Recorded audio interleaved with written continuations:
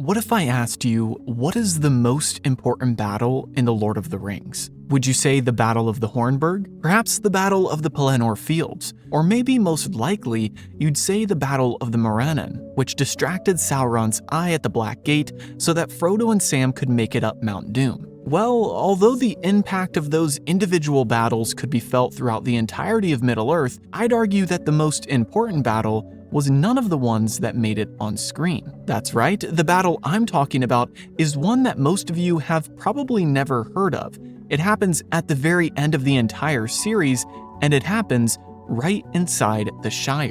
My name is Gibby, and today, as we wrap up the final episode in my series Movies vs. Manuscripts, in which I have analyzed every change between the books and movies over the last year, we will dive into the final 3 chapters of Tolkien's epic story, and discuss not only the Hobbit's journey home and Frodo's departure to the Undying Lands, but I'll address what I believe is the most important battle in the entirety of The Lord of the Rings, and that is the Battle of Bywater. Per usual, I'll cover all the changes across the 4 major categories of characters, timeline, location, and plot. If you've read the books though, you know that these last chapters are almost entirely different than the ending of the film, so just like we did last week, I'll be more so breaking down the events of the book and comparing some changes regarding the brief scene we do get in the movie. And speaking of which, let's recap what happens in that scene so it's fresh on our mind for the analysis. So, for the very last time in this series, let's pick up where we left off last week as we hear the voiceover from Frodo and see the map of Middle-earth retrace the Hobbit steps from Minas Tirith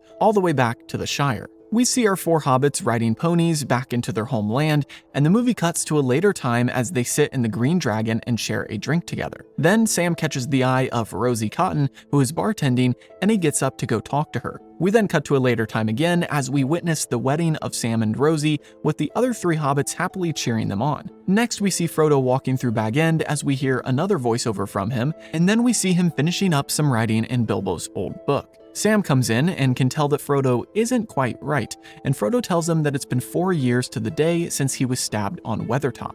Sam looks concerned, but sees that Frodo has finished his writing.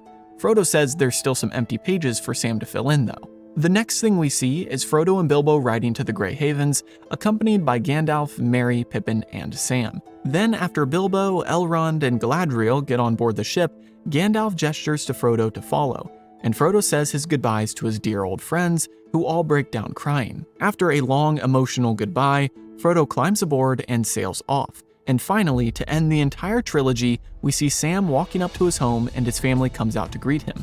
And he says, "Well, I'm back."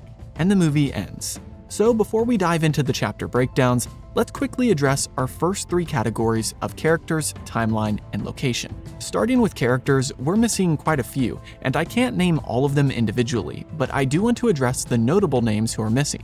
First, we're missing Saruman and Wormtongue, as most of you know that the Scouring of the Shire is centered around Saruman himself. Plus, Bill Ferny makes a brief appearance. On top of them, we're missing Barleyman Butterbur, Bill the Pony, Fatty Bolger, Lobelia Sackbill Baggins, and the entire Cotton family. You know, like Rosie Cotton's parents and siblings. Other than those key characters, there are a lot of other hobbits named who play brief roles, some without any speaking parts. But for the most part, the ones I named are the integral characters who got cut from the film. Oh, and I'll also mention Círdan the Shipwright, although he doesn't really say much in the story. But he's pretty epic, so I'll give him his credit. Next, for timeline, we have one glaring deviation, which is that in the movie, Frodo says it has been 4 years to the day since Weathertop. In the book, however, Frodo leaves to the Undying Lands right before the 3-year anniversary of his Weathertop skirmish. Maybe I'm missing something really obvious, but I have no idea why they changed this for the film. Like, how hard would it have been to just have Frodo say, "It's been 3 years"? Why say 4? I don't know, and if you know, please leave a comment down below because this has been irritating me all week. Anyway, our final category to cover before the plot changes is, of course, location. This is a big one because in the book, the hobbits and Gandalf visit the Prancing Pony and Bree, which the movie doesn't show. On the way there, Tolkien also makes a specific note about the Ford of Bruinen. And the final notable location change is Crick Hollow, where we learn Merry and Pippin lived for a while after Frodo moved back into Bag End. Of course, there's the general location change that Tolkien writes about their entire trek from Rivendell to Bagshot Row, and once they get in the Shire, there are plenty of locations named that we don't see in the movie, like Frogmorton. But in general, we see the Shire and Hobbiton as a whole, so I won't go through naming each road and pit stop. Now, before we jump into the plot changes, I just want to take a moment to say thank you. As I mentioned earlier, this is the final episode of Movies vs. Manuscripts Lord of the Rings edition. Thank you to everyone who has watched this series start to finish, or even just started today. Every view, like, and subscribe helps to support this channel, and I appreciate it so much every week when I look in the comments and I see you all engaging and talking to each other and having a good time in the community. Of course, I'll still be doing my Harry Potter series for years to come, and I'll make more Lord of the Rings videos here in the future. But it's crazy to think that today is the last episode of the original series that started it all. And you want to know what's even crazier? I posted the first MVM on May 11th of 2024. And today, the date this video is posted, is May 10th. So pretty much we completed the series in exactly a year. Anyway, thank you again, and a special thanks to all of my Patreon supporters who helped financially to make this series and all my other videos possible. But now, enough of me getting emotional, let's dive into the plot changes and reveal exactly what happened during these final 3 chapters of The Lord of the Rings, and discover the Battle of Bywater. To fully understand the Scouring of the Shire and Frodo's final farewell, we need to begin as all stories do, at the beginning. For whether you know it or not, these 3 chapters are a story within a story. And so this brief tale begins with Frodo, Gandalf, and the other hobbits departing from Rivendell. They had reunited with Bilbo, but in his old age, the hobbit remained behind in the company of Elrond. Obviously, this entire journey home is cut from the movie, as we simply hear Frodo narrating as the camera traces a path through the map of Middle-earth back to the Shire. However, these pages of their journey home are filled with foreboding and a shadow that gives our hobbits their first inkling of unrest in the Shire. First, we read that Frodo felt unwell as they came to the ford of Brunnen, where he had crossed once before with Nazgul on his tail and made a stand against them. Tolkien notes that the same day they came to this river was the same day that he had been stabbed on Weathertop exactly a year before, October 6th. Frodo mentions this, and Gandalf tells him that some wounds cannot be wholly cured, and so they continue on. Eventually, the small company reaches Bree and finds it not as lively as they had a year before. The gatekeeper was a lot more wary, but upon seeing Gandalf, he quickly let them in, and they went straight to the Prancing Pony, where Butterbur met with them. A large portion of this chapter is devoted to the extensive conversation that they have with Butterbur, in which they give him news of the Hobbit's journey, the defeat of Sauron, and the fact that someone has claimed the throne as king. Butterbur is shocked to hear that Strider, of all people, is king now, but understands that this will be good for Bree as Strider is quite fond of the place. However, Butterbur does his share of talking as well, and he informs them of the evil things that have happened since they left a year ago. Ruffians have taken to pillaging and attacking travelers, and Butterbur hears that things are not well in the Shire either. 3 people have been killed in Bree, and they now put more men on watch at night and close the gates. The innkeeper states that he rarely has people stay in his inn, and business is not going well, and he even sees dark shapes of wolves or something in the forest surrounding them. He then says something very interesting, stating that he now understands more of what the Rangers did to protect them, especially now that they're gone. As we learned earlier in this series, the Dunedain took it upon themselves to protect these lands, which is partially what helped Bree and the Shire have peace and prosperity. But they left to assist Aragorn in the War of the Ring. It's at this point that Gandalf assures Butterbur that things will go back to normal as there is now a king and the Rangers will return. And the final thing of note that I'll mention is that Butterbur tells them that Bill the Pony returned, and Nob, one of his employees, has looked after him. Sam perks up at this and insists on going to see Bill before they go to bed. After this conversation, we read about the travelers spending the entire next day in Bree and talking to the people of the town, who were keen for news. But eventually, they decided they must move on, and so the next morning, they set out early to head home. And as they departed, Butterbur gave them a final warning that things in their land are not all well, and they may arrive home to find things unpleasant. However, he finishes it off by saying that they look changed since he first saw them, and he trusts that they will set things right in no time. So the travelers set off once again, and after reaching the point on the East Road where Bombadil had left them before, Gandalf took his leave. He told them that he needed to go speak with Tom, and mentioned that they should hurry or else they'll be locked out of the gate at the Brandywine Bridge. Then, leaving the hobbits confused because they didn't know there was a gate at the bridge, Gandalf left. All in all, this chapter is one big setup for this mini-story. These 3 chapters as a whole act as a build-up, climax, and resolution, all within themselves. So now that we are eager for what comes next, with news of evil on the horizon, let's turn the page and head into the climax of this story, which is the Scouring of the Shire and the Battle of Bywater. This is another section that got entirely cut from the movie. Again, what we will compare to the actual scenes will really only be the final moments of Frodo at the Grey Havens. But for now, we need to address this massive and massively important section of the story, which Tolkien himself notes as the finale of the entire saga.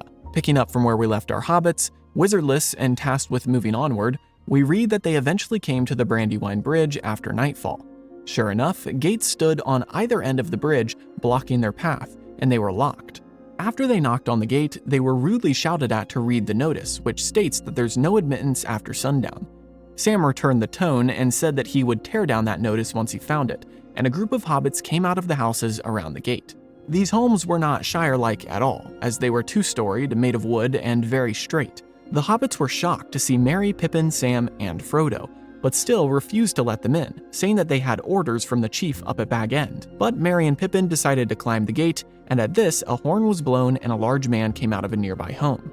He threatened to break their necks, but then caught a glimpse of who he was dealing with and saw their swords. Merry recognized him as it was Bill Ferny. Merry was quick with his tongue and threatened to set steel to Bill if he didn't open the second gate and leave the Shire, never to return. And sure enough, Bill did just that, flinging the keys at Merry's head as he ran away.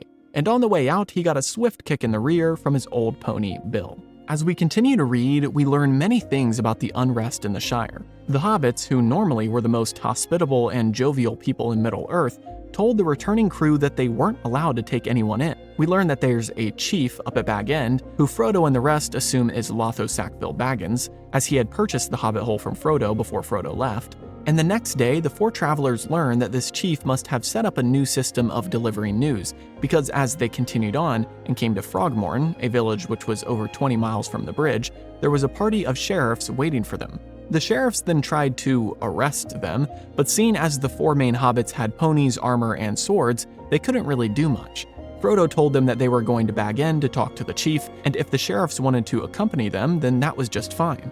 So, with the sheriffs telling them that they were quote-unquote arrested, our four main hobbits went onward the next morning after spending a dingy night in the sheriff's home.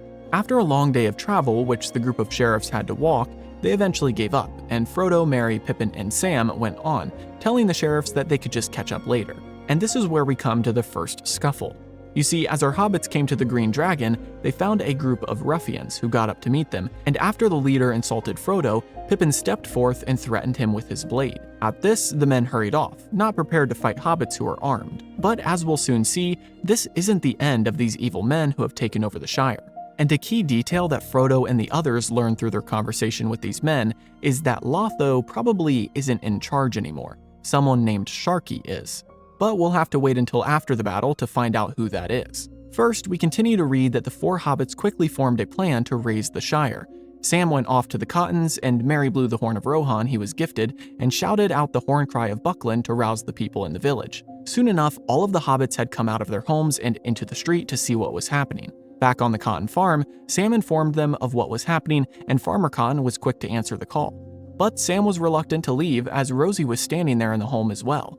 Something to note here is that the movie doesn't give much detail about their relationship, but Tolkien makes it quite clear through their conversations that Rosie is interested in Sam. At one point she says, "Where have you been? They said you were dead, but I've been expecting you since spring. You haven't hurried, have you?" So we can tell that she is just as interested as Sam is, but Sam has a job to do, and so he hurries off with Farmer Cotton and his boys. Sam then arrived back in town to find Merry giving orders and organizing their forces like a captain, and each hobbit was armed with a weapon of some kind. Pippin then rode off with a group of hobbits to go inform the Tooks of what was happening, as they were told that the Tooks were the only ones who fought back against Sharky and his men. Shortly after this, the second phase of the fight began, as the ruffian from before came back with 20 or more men.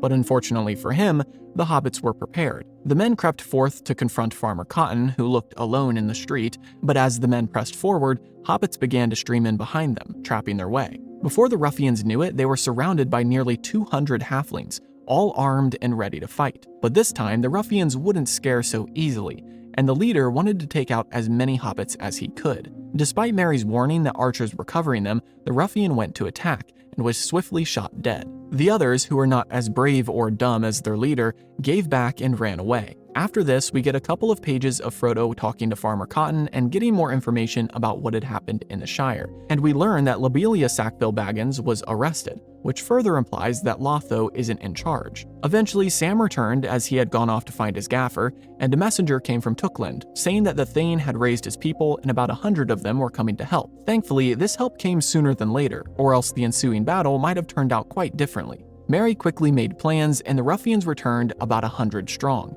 but now there were hundreds of halflings. Once again, at Frodo's insistence, Merry gave the ruffians a chance to leave and never return, but now having a larger group, the men didn't give way. And so the battle began, with the men trapped in Merry's well-designed strategy, which resulted in minimal casualties for the hobbits. 19 died, but it was better than the nearly 70 men who were slain. Merry himself killed the ringleader, and the remaining men surrendered after being surrounded by archers. Frodo didn't draw a sword the whole time, but he was very involved in the battle, mainly to yell at his fellow hobbits to show mercy and not slay the men if they surrendered. The battle itself was quick and to the point, but it was the first time in almost 300 years that blood was spilled in the Shire. The fight was titled the Battle of Bywater and is noted as the last battle ever in the Shire. However, the true ending of this evil doesn't come until after this battle, when Frodo and the others march up to Bag End to see who Sharky is. And it's Saruman. That's right, Saruman, who had mainly orchestrated this whole thing, finally returned in person with Wormtongue, and we learn that Wormtongue had killed Lotho in his sleep. Essentially, Lotho was a capitalist, and simply turned the Shire into a massive farm and factory to make as much money as possible. Saruman took advantage of this greed and used it to take over the Shire and burn it to the ground. We learned earlier on in some of Frodo's conversations with the other hobbits that in recent days they hadn't even produced much, and homes and trees were being destroyed for no reason. As Frodo speaks with Saruman, we learn that this really was just the old wizard's way of getting revenge. They ruined his home in Isengard, so he would ruin theirs. But despite the other hobbits crying for Saruman to be killed, Frodo said that they should show him mercy and let him go. And this is where Wormtongue comes in. The movie didn't get this entirely wrong, as Wormtongue does kill Saruman in the books, but he does it here in the Shire. Essentially what happens is that after they let Saruman go, he walks past Frodo and quickly stabs him with a dagger. Unfortunately for Saruman, Frodo is wearing his mithril vest, and the dagger does nothing. Multiple hobbits jump on Saruman, but Frodo once again yells at them to let him go, and Saruman is extremely angry about this mercy that he's being shown. He starts to walk off, but Frodo calls to Wormtongue, telling him that he doesn't need to follow Saruman anymore. But the old wizard, in his cruelty, shares Wormtongue's darkest secret, saying that he is the one who killed Lotho, as we already mentioned. He then kicked Wormtongue in the face as he groveled in front of him and told the man to follow him. This was Wormtongue's breaking point, and as Saruman turned away, Wormtongue jumped up and slit his throat, and was quickly killed after by some hobbit archers. And with that, the chapter ends. Now finally, we've come to the resolution of not only this mini-story, but the Lord of the Rings as a whole. Of course, the battle is over, but what about the damage that has already been done? Well, we read that the following year was dedicated to rebuilding. The year 1420 became widely known as the most prosperous year in Shire history, as Sam took charge and used his gift from Galadriel to regrow everything green and good in their land. One of the biggest issues was that Lotho and Saruman had cut down all of their trees and plants, including the party tree behind Bag End. Well, after getting most things in order, like freeing those in the lockholes and tearing down the homes of the ruffians while rebuilding the hobbit holes, Sam remembered his gift from Galadriel. He opened the small garden box with Merry, Pippin, and Frodo, and they found fine dust inside with a single Malorn seed. Frodo wisely advised that he should use it sparingly, as each grain of soil was probably more powerful than anything else. So Sam took the soil and planted saplings in all the places where trees had been cut down, placing a single grain of the fine soil in each spot. And lastly, he took the Malorn nut and planted it where the old giant party tree had once been. Then he waited. As spring arrived, he and all the others were shocked beyond belief as the trees began to grow as if they were trying to shove 20 years of growth into one season. And by the end of the year, the Shire was greener and more luscious than it had been before. Also, a small but impactful detail we read is that Lobelia died soon after all of this happened, and she gave Bag End back to Frodo. Not only that, but she gave all of her and Lotho's money and possessions to Frodo to disperse among the community to heal for their transgressions and damage that their family had done. And Tolkien writes that with this final good deed, the feud between the Baggins and the Sackville Baggins was ended. And now we finally come to the end of all things, and the scene that we actually see on screen. First, Frodo became deputy mayor as the real mayor recovered from being locked up by Lotho and his men. Second, we read that Sam and Rosie actually got married and moved in with Frodo. As time went on, Frodo seemed to be declining in health, and so he asked Sam to move in with him. Sam was reluctant, saying that he planned on marrying Rosie, but Frodo just laughed and told him that Bag End was big enough for both of them and lots of children. So Sam agreed and they all lived together. The third change is that Merry and Pippin are way taller than the movie shows. The movie makes it seem like Entdraft is temporary, but the book is quite clear, stating in multiple places that these two friends were the largest hobbits in the Shire, and they were quite formidable in their armor as well, riding their ponies throughout the land. They stuck to the noble attire, while Sam and Frodo went back to wearing normal hobbit clothes. But in the movie, there are some points where Pippin and Merry look shorter than the hobbits standing next to them. The next change is a small one, but it is regarding the Red Book of Westmarch, which is the book that Bilbo and Frodo wrote in about their journeys. Pretty much, Tolkien writes quite an extensive list of titles that Bilbo had worked through, and then Frodo's title for his story was longer as well. The movie shortens these to be what the movies are called, but in the book they are as follows: My Diary, My Unexpected Journey, There and Back Again, and What Happened After. Adventures of Five Hobbits, The Tale of the Great Ring compiled by Bilbo Baggins from his own observations and the accounts of his friends, What We Did in the War of the Ring, The Downfall of the Lord of the Rings, and The Return of the King, As Seen by the Little People, being the memoirs of Bilbo and Frodo of the Shire, supplemented by the accounts of their friends and the learning of the wise, together with extracts from books of lore translated by Bilbo in Rivendell. Whew, after that I'm out of breath, but there you go. As you can tell, it is quite long, and I can see why Peter Jackson shortened it. Anyway, the next change regarding this final scene has to do with Sam and Frodo's final journey together. After another year or so, Frodo told Sam that he needed him for a journey, and to check with Rose if she could spare him for a while. Sam, thinking that Frodo meant going to Rivendell, told his master that he couldn't go that far, and Frodo agreed that Sam could just accompany him for a little while. So, soon after, the two set off, and after a few days of camping and journeying, they reached the meeting point, although Sam didn't know it. But he soon found out as he saw elves walking towards them. Gildor, Elrond, Galadriel, and many others all made their way towards the hobbits, and as they got closer, Frodo and Sam saw Bilbo riding on a gray pony with the elves. As they got close, Galadriel greeted them, congratulating Sam on his use of her soil in the Shire. And then Bilbo woke up from his sleep and asked Frodo if he would be coming with him on his next journey. At this, Sam finally realized what was happening, and asked Frodo where he was going. Frodo told him, to the Havens, and at this, Sam began to cry, realizing that he couldn't follow his master to that place. This is another change, as in the movie, Sam only realizes Frodo is leaving when they're at the Havens, but in the book, he learns it at this point, which is a little before. But eventually, they continued on, as Frodo told Sam that he could follow them to the Grey Havens, and upon arriving, they found Gandalf there, and Merry and Pippin rode up as well, which is our next change, as the movie just shows all four hobbits going to the Havens. In the book, however, Frodo never told Merry and Pippin, and Gandalf was the one who shared Frodo's plans with them so they could be there to see him off. So Frodo said his goodbyes to each of his friends and got on the ship with the others to sail away, and Sam watched his master sail off until he could no longer see the boat, and reluctantly, he headed home. Then, to end it just like the movie, he held his daughter and drew in a deep breath, saying, "Well, I'm back." And that, my friends, is the end of The Lord of the Rings. So why do I call this battle, and really this mini story in general, the most important part of the entire series? Well, simply put, this is a story about hobbits. This story begins in the Shire and rightly ends there as well. Despite the healing of the rest of Middle-earth, Frodo's desire wasn't to establish Aragorn's rule and fix up Gondor and Rohan.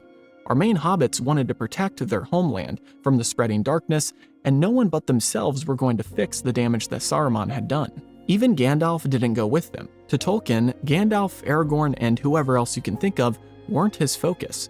The overall message of the story is that the littlest people can make the largest difference. And although the Battle of Bywater might be the littlest battle in all of Tolkien's books, it marks the official ending of the era of Sauron and the evil that had spread because of the ring. And on top of this, the Hobbits' entire journey, even separate at times, trained them for a time like this. We can visibly see and feel the difference between their characters in the beginning and then the characters who raised the Shire in the revolution against the ruffians. It is the perfect payoff to the buildup that we've been witnessing across every chapter of this story, and I wouldn't have it any other way. However, I can see why Peter Jackson didn't include it, as it would have added at least another hour onto the film. But now I want to hear from you. What do you think about the Battle of Bywater and the Hobbits' return home? What part is your favorite? Let me know in the comments below, and be sure to like and subscribe if you enjoyed. If this happens to be your first time watching, then lucky you. You've got dozens of episodes to binge watch in this entire series. For those of you who have watched every week, thank you again, and don't be surprised if I'm off for a week here soon while I recoup and figure out what to do next. The Hobbit trilogy, perhaps? Let me know what you want to see next in the comments below. Anyway, for the last time in this entire series, have a great week.